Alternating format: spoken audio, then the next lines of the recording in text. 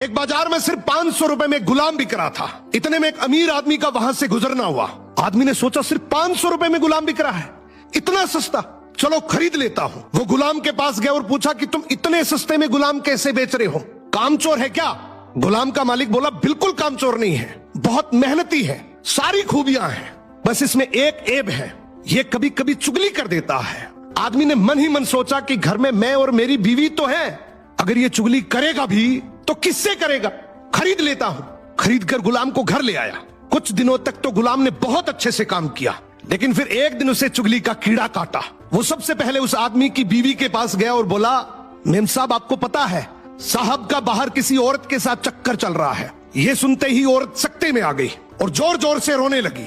गुलाम बोला, अरे मेम साहब आप रो मत, हिम्मत रखो, मेरे पास इस चीज का पक्का इलाज है। मैं एक बाबा को जानता हूं जो आपकी इस मुसीबत को जड़ से खत्म कर देगा। आप बस एक छोटा सा काम करना, रात को जब साहब सो जाए तो उनकी दाढ़ी से कुछ बाल काट कर मुझे दे देना।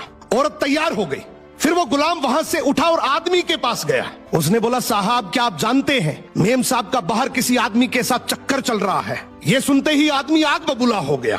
गुस्से में आकर उसका गिरेबान पकड़ लिया और बोला, तू मेरी बीवी पर इल्जाम लगा रहा है। गुलाम बोला, आपको मेरी बात पर यकीन ना हो तो रात को आप सिर्फ सोने का नाटक करना, आज रात वो आपको मारने वाली है। आदमी तैयार तो हो गया, लेकिन वो बोला, अगर तेरी बात झूठ निकली तो मैं तुझे जान से मार दूंगा।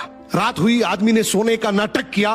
उधर उसकी बीवी जैसा गुलाम ने कहा वैसा करने लगी। रात के 3 बजे हाथ में कैंची लेकर जैसे ही उस आदमी के पास पहुंची, आदमी तुरंत जाग गया। अब इस आदमी के दिमाग में गुलाम की बात तो चल ही रही थी। गुस्से में उसने अपनी बीवी को पकड़ा, हाथ में से कैंची खींची और आओ देखा ना ताओ, उस कैंची को उस औरत के गले में खोप दिया। औरत वहीं मर गई।